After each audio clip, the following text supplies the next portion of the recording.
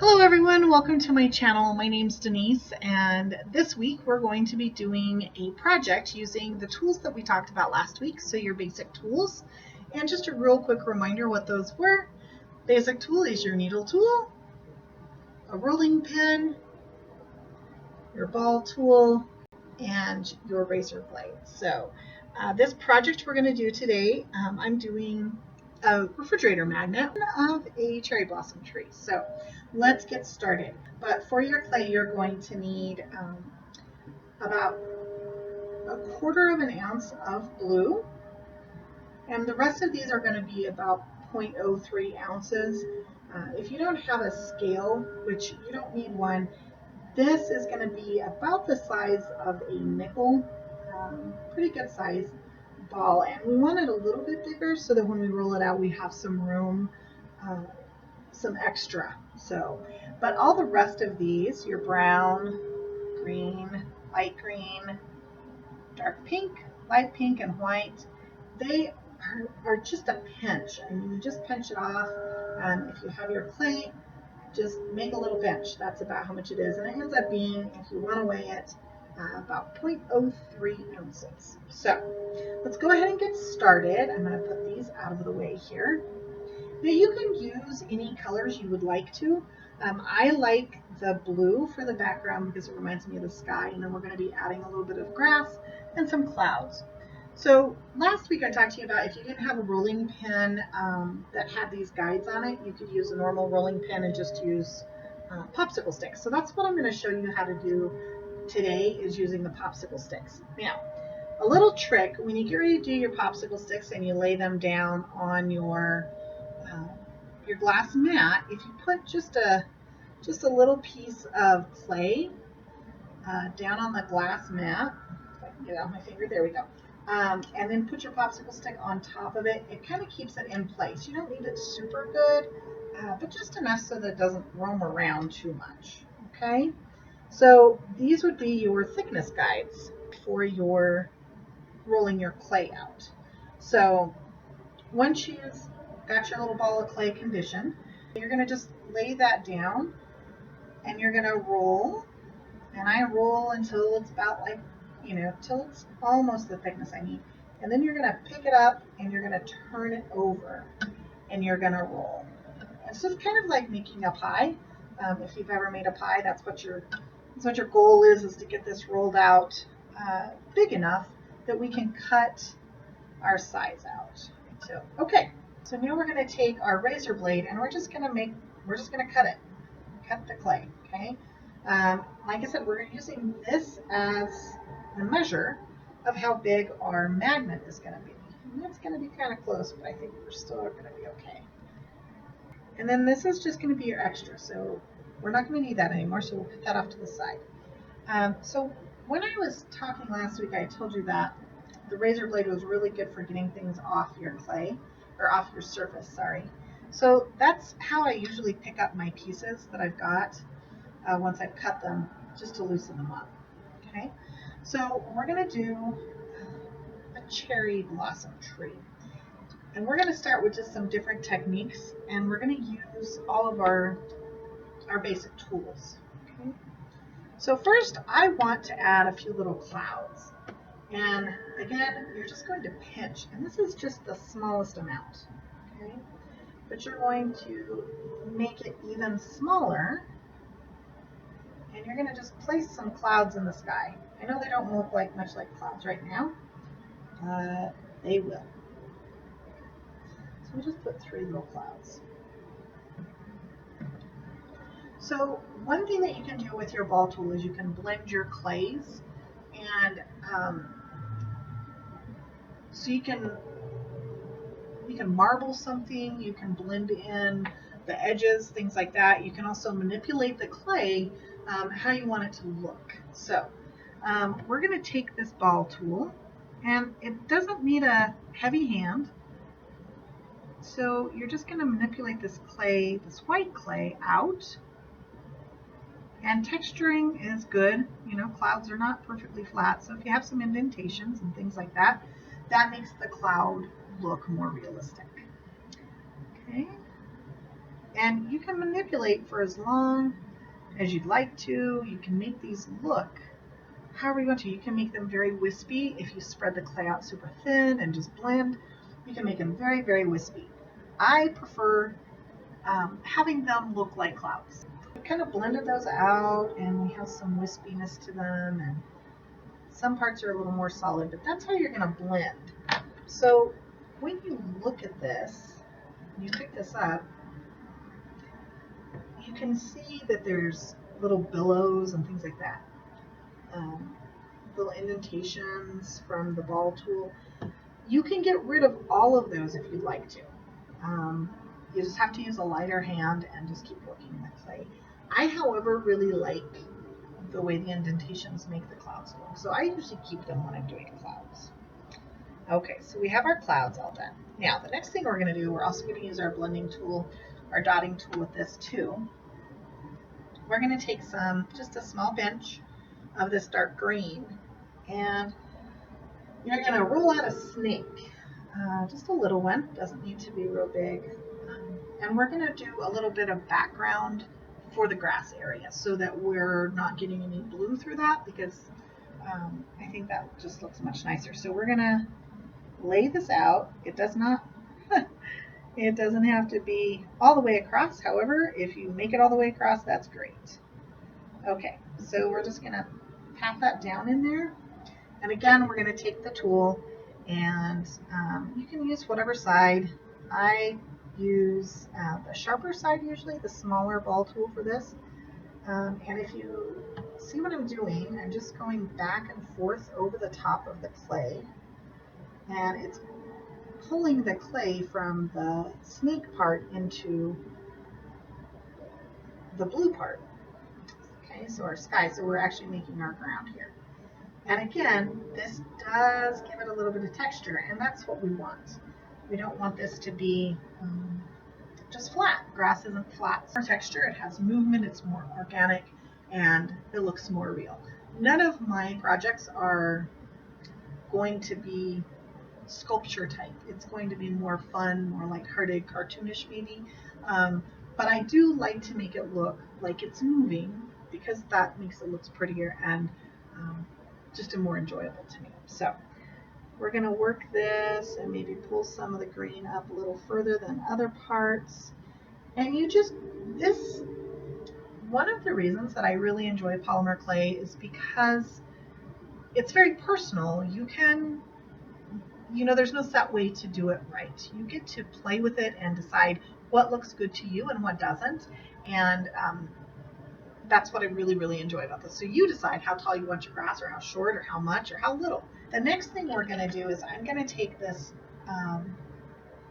this light green, and I'm actually going to be doing the same thing, except we're going to do blades of grass with this.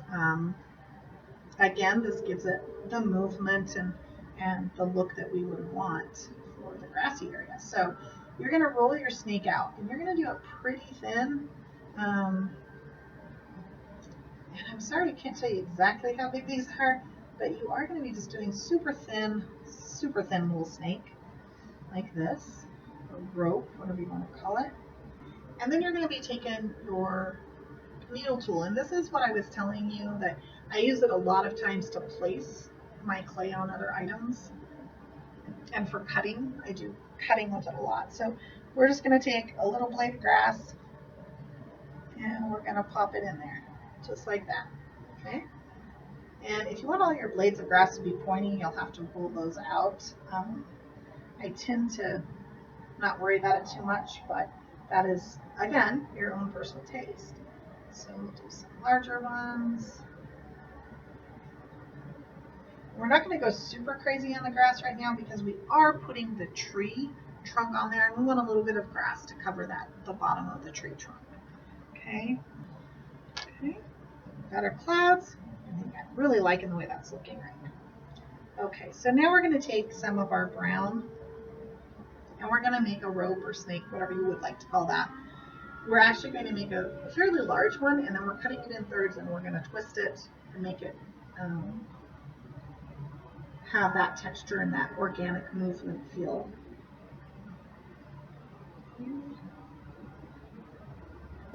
all we need once we've got it ruled out.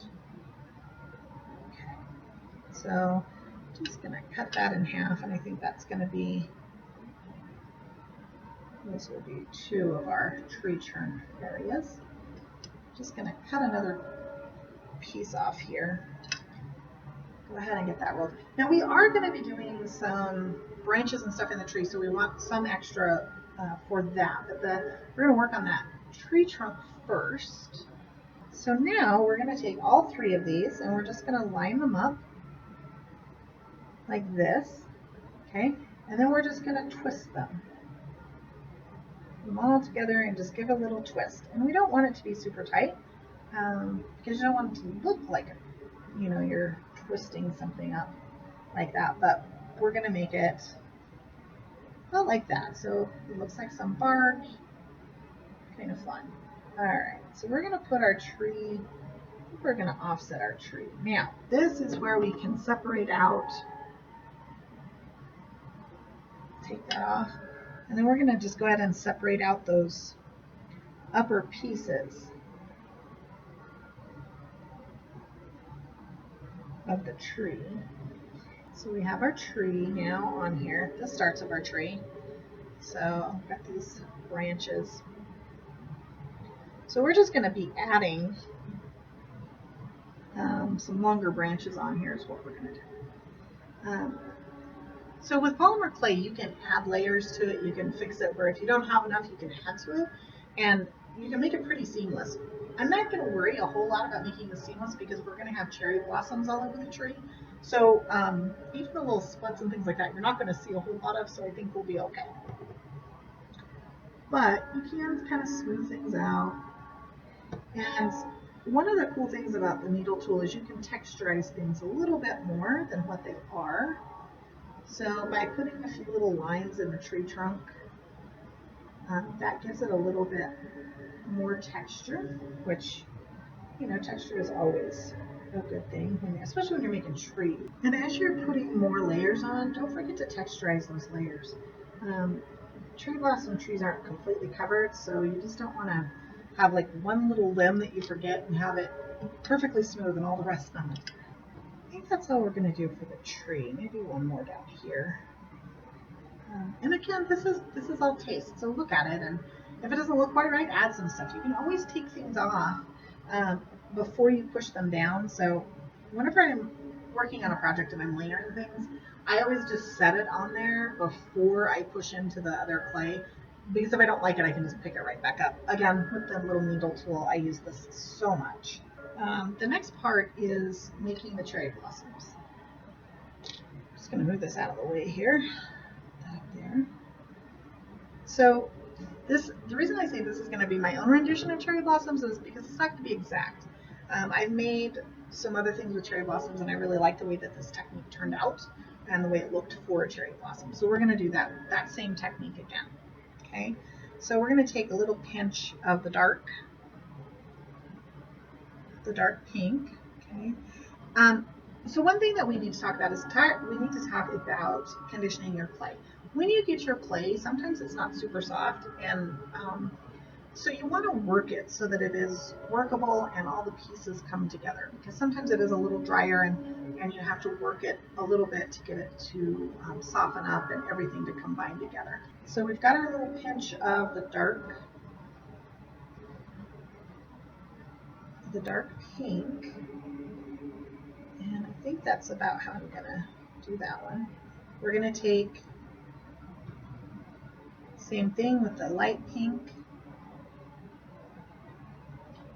And I'm going to make the light pink a little thicker rope because I want that to be predominantly the color in here. The dark pink I want more of a just kind of an accenty color. So, and then we're also going to take a pinch of whites. Okay. So now what we're going to do is we're going to take these and we're going to twist. So just take your ends and we're twisting them like this. So, and obviously the more you twist, tighter it will get. And we want this one to be pretty tight. Again, we're wanting some accents and primarily that, okay? And then you're gonna roll. And what we're doing is we're blending. I don't know if you saw that happen, but you've got now a rope that has all these colors swirled in there, okay? Now what you're gonna do is you're going to fold your rope, you're gonna twist again. And what this is doing is it's blending the colors, but it's not mashing them together so that you get a marbled effect. This is more like very distinct colors in what we're doing. So we're going to roll again. Okay. So it's starting to come together a little bit. And now, I don't know if you can see this, but we've got some different variations in colors going all the way around. And that's what we want. We wanted all those colors. We don't want to mash them together and make them all one color. So we're not blending. We're just kind of striping through, I guess. I don't know what technical terms you would use, but that's what we're doing. So we're just trying to get all those colors so that we can see all the colors, kind of like a candy cane. Snake it out pretty far. You don't want super thin, but you want it thin enough that you're adding. So we're going to be adding a few blossoms on here. So, okay. So you can do it one of two ways. You can either use your razor blade and just cut little sections of it. That's fine. Or you can use your needle tool and just pinch off pieces. I tend to do the needle tool, and this is how I do it. I just do the little, they're very little. I don't know if you can see this. They're very, very tiny. Okay. So, and I make a bunch of them because we have a tree to cover. So just go through, and they can be different sizes, and you just don't want any one to be too large. Decent amount. We can always cut some more. So we'll put that over there. So what I'm going to do now is I'm going to pick this up. I like having my project kind of more in front of me and all the elements out here so that I can really kind of see where I'm placing them. So what we're going to do is we're just going to pick these up real gently, and we're going to just put them down on the tree where we think we might like some blossoms. And I know cherry blossoms, they normally grow kind of in clusters, so we're going to do that. So we're going to be adding a few little leaves here and there too, so that will take up some space also. Again, you get to decide how many you have on here and how many you don't. So again, totally up to you how you want this to be. Obviously I do suggest trying to get one or two on each one. Okay, so I like the way those are all set up. Now what we're going to do is we're going to take, again, our ball tool, and you're going to take the smaller side of this, okay? If you don't have a ball tool and you're using, you can use a toothpick, but just go ahead and break off the tip a little bit, just so it's not so pointed, okay? All right, so we're going to push down in the center on these. Doesn't have to be perfect. Nature is not perfect. And remember that you can manipulate your clay with this. So if you want to pull it out a little bit here or push it a little bit there, you can do that with all your little flowers, okay? And see how the variegation from the three different colors are making those, I guess, come alive, okay? So that's why we do that. Now, could you just use the three colors separately? Most certainly. You could do it any way you wanted to. Now, I think I'm going to go with the dark color of leaves for this one, and the reason is because the darker color blends in a little bit, and I know that sounds a little bit odd, but it won't stand out as much as this grass, so the lighter color stands out a lot more. So we're just going to roll a little snake, take our little cutter, and I am just going to put some little pieces. It doesn't have to be, they don't even really have to look like leaves at this point because they're in a tree. So, and we're going to do a little bit of work with them to make them look maybe a little more leaf-like, but not much. So you just want to add some in different spots. Don't have to cover your tree with the leaves at all. And you know, I don't know, I don't put a whole lot in there just because I like the little bits that are in there, not having a whole lot. I really, really like the way that turned out. Now, I know the clouds are pretty much covered up, but they're still back there. You can always go back in with some white if you want some more clouds down lower so that you can see them a little better, and add those in. That would be perfectly fine. You can do your touch-up work now. I think I'm going to take my little tool here and kind of spread the base of the tree out a little bit so it does look more like a tree growing in there. And then I'm going to take the needle tool, make the lines going like this. So then we'll go back in with just a smidge of green, is it? And I will go ahead and get that baked and get a magnet put on, and it will be all finished.